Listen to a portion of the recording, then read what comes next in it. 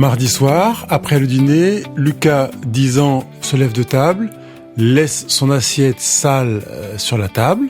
Marc, son beau-père, lui fait une remarque directe, un peu sèche. « Lucas, t'es pas au restaurant ici, ramasse tes affaires et débarrasse ton assiette s'il te plaît. » Directement, Sophie, la mère de Lucas, se tend, lui jette un regard noir et balance à son partenaire « Tu es toujours sur son dos, hein. Tu ne passes rien mon fils, tu te critiques tout le temps. » Se sentant agressé et injustement accusé, Marc saute aussitôt sur la défensive pour expliquer sa bonne foi. « Mais pas du tout, mon intention est bonne, je ne critique pas Lucas, je veux juste lui apprendre les règles de la maison pour qu'on vive tous bien ensemble. » La scène est classique, mais le piège vient de se refermer sur ce couple en famille recomposé. Marc parle de ce qu'il a voulu dire, Sophie parle de ce qu'elle a ramassé en plein cœur, et le dialogue est totalement bloqué. Pourquoi ton partenaire ne voit pas tes bonnes intentions ? Nous allons décortiquer ensemble la logique de ce gros malentendu pour comprendre pourquoi la bonne foi se transforme si souvent en champ de mine dans un couple. Nous verrons comment on se fait de fausses idées en s'imaginant que nos intentions bienveillantes sautent aux yeux de l'autre, en se remémorant que notre partenaire ne vit pas dans notre tête. Il ne reçoit pas nos pensées ou ce qui se passe au fond de notre cœur, il prend juste en pleine figure ce que l'on fait, ce que tu fais concrètement, tes mots, ton ton de voix, tes postures ou tes silences. Nous allons voir pourquoi s'entêter à prouver qu'on n'a pas voulu mal faire est le meilleur moyen de couper le courant et de lancer une guerre de tranchées dans la relation.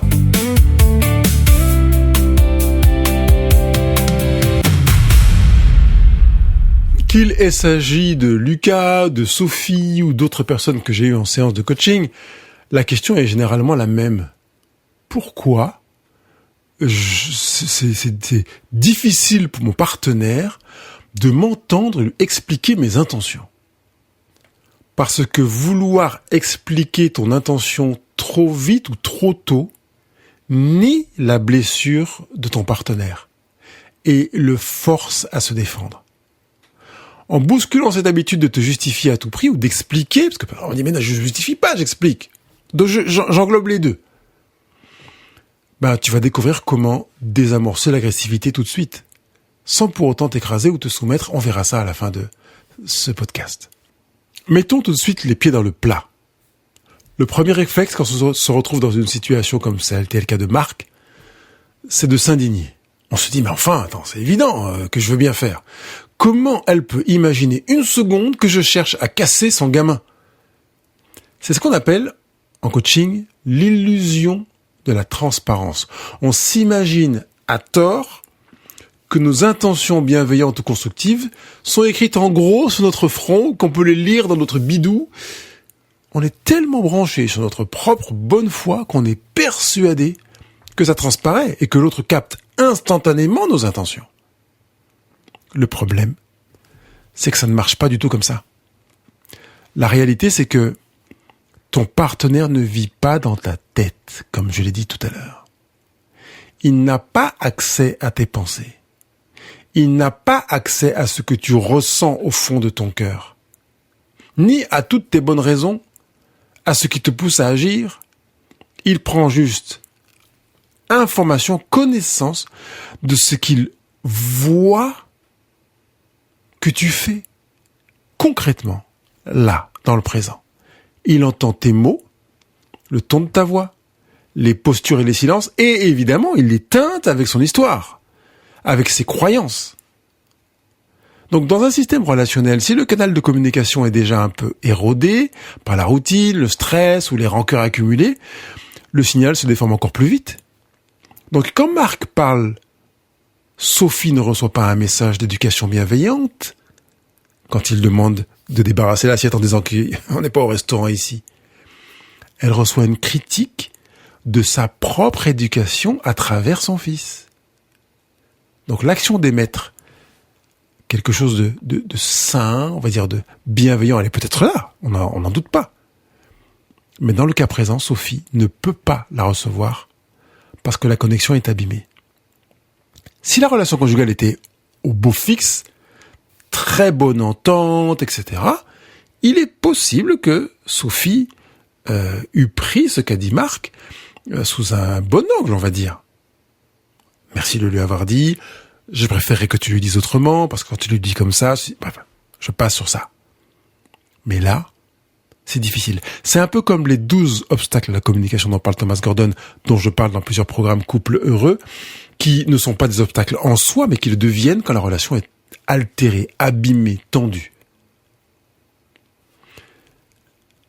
Quand tu te précipites pour dire « mais mon intention était bonne », qu'est-ce que tu fais en fait de manière inconsciente ? J'aimerais que tu te visualises, que tu prennes connaissance de ce qui se passe en toi, que tu te dises oui, qu'est-ce qui se passe vraiment ? Essaie de répondre à ça. Parce que si tu écoutes attentivement ce qui se passe en toi, tu essayes de dire à ton partenaire qu'il s'est trompé. T'imagines que dans une tension, c'est magnifique d'entendre ça. Ton jugement est erroné, c'est faux, tu as tort, tu t'es trompé. Encore. En fait, tu t'accroches à ta version des faits pour te déculpabiliser et laver les mains du problème, et encore plus te déculpabiliser, même parfois, même pas te déculpabiliser quand tu ne te sens pas coupable. Parce que tu es convaincu, tu es bien fondé sur le fait que ta démarche était bien intentionnée. Mais ça bloque complètement la situation. Donc en voulant attester, prouver à tout prix que tu n'as pas voulu faire mal ou mal faire, tu passes à côté de l'essentiel. Mais qu'est-ce que c'est l'essentiel ?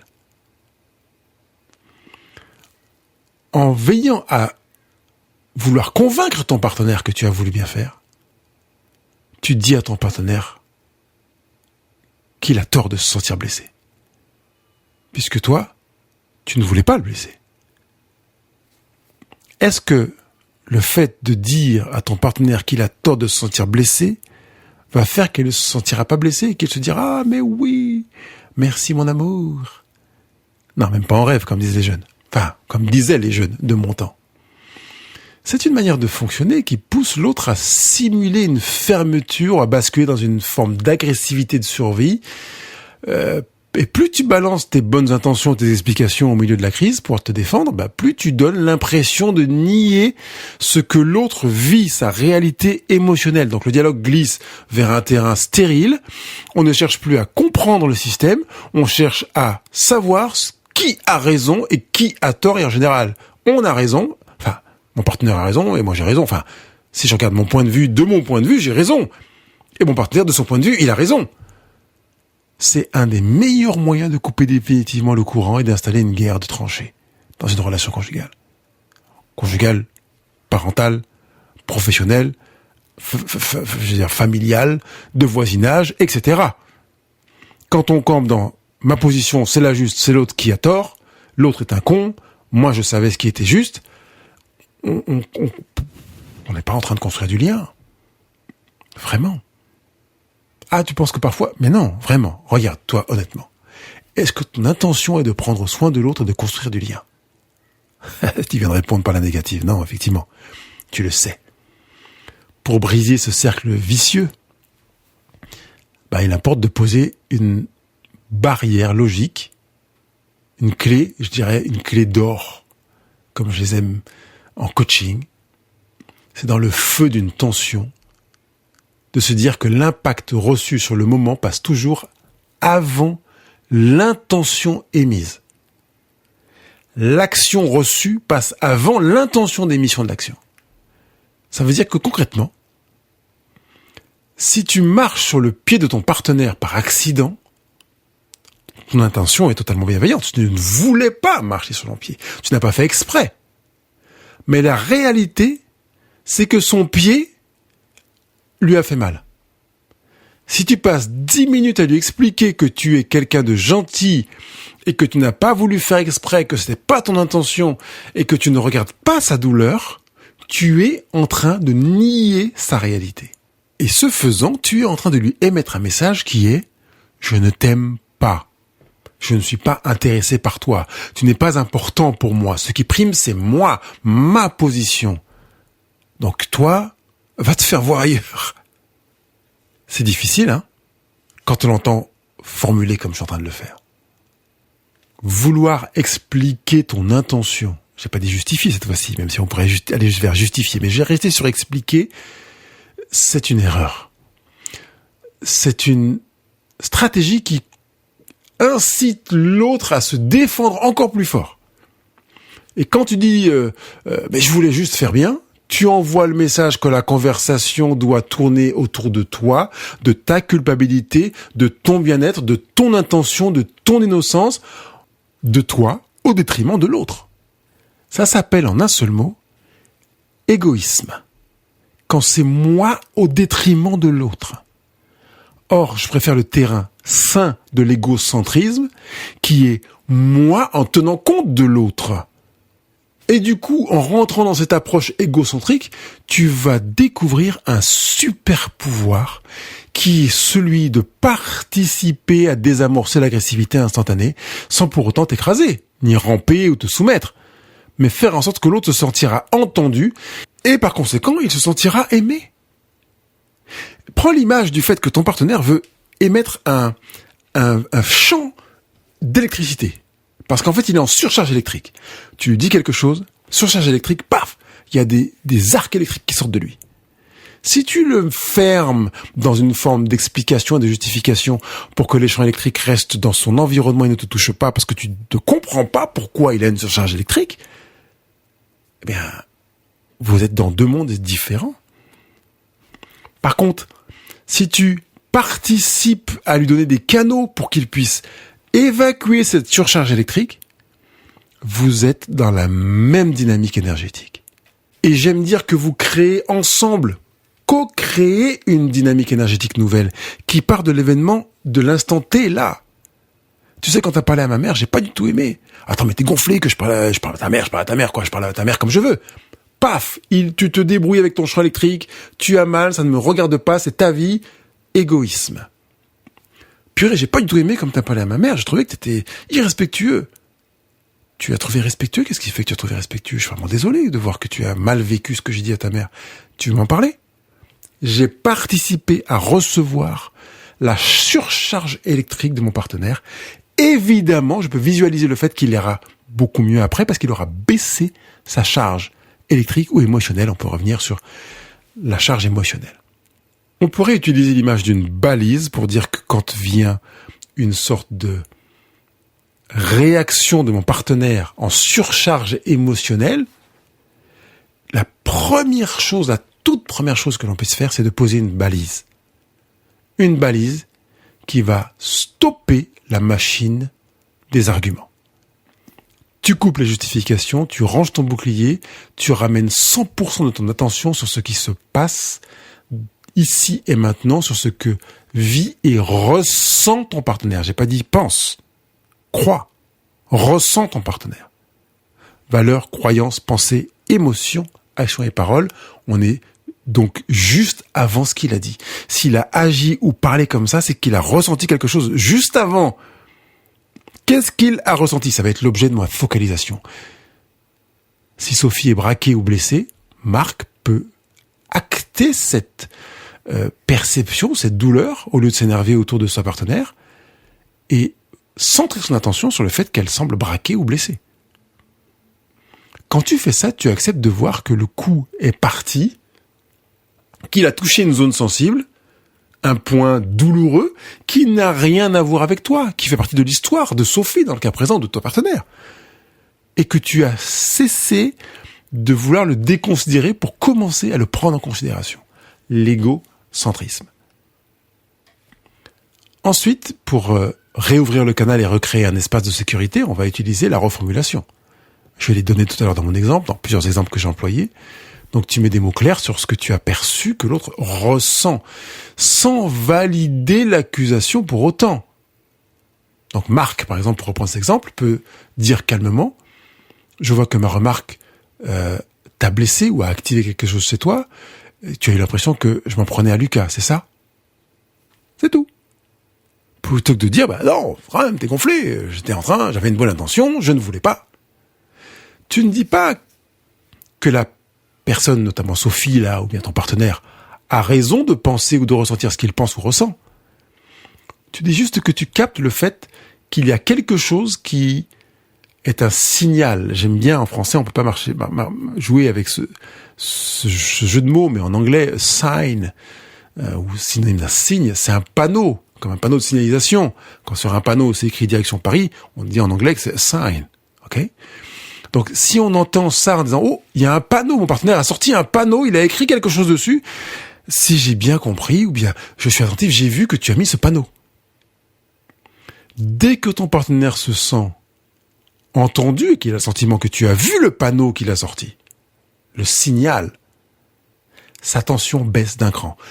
Prends conscience de ça. C'est une évidence. Dis-toi, à la rigueur, au lieu de contre-attaquer ou de dire « mais non, c'est pas vrai » ou de justifier, d'expliquer, mon partenaire souffre, je sais que je peux participer à l'aider à aller mieux en prenant en considération le fait qu'il a sorti un panneau, un signal. C'est tout. Ça paraît simple, mais c'est énorme. Je te prends en compte. Et dès que ton partenaire se sent entendu, son impact baisse, je l'ai bien dit clairement. Et je sais que si tu as une blessure d'injustice, tu auras besoin de préciser que quand même ce que tu as dit était fondé par une intention saine, etc. Et tu me demandes, mais Pascal, quand est-ce que je vais quand même pouvoir dire que mon intention était bonne? Ça, c'est très très très fort si tu as une blessure d'injustice. Mais même avec une autre blessure, quelle qu'elle soit. On n'aime pas qu'on nous accuse de choses pour lesquelles on n'avait pas l'intention de... Bon, à quel moment pourrais-je le faire? Première question que je vais te poser. Et si tu ne le faisais jamais, en quoi serait-ce grave pour toi? Tu ignores peut-être qu'un des moyens qui peut faire que ton partenaire se sente en sécurité relationnelle avec toi, c'est qu'il se convainque lui-même du bien fondé de tes intentions sans que tu aies à le lui dire.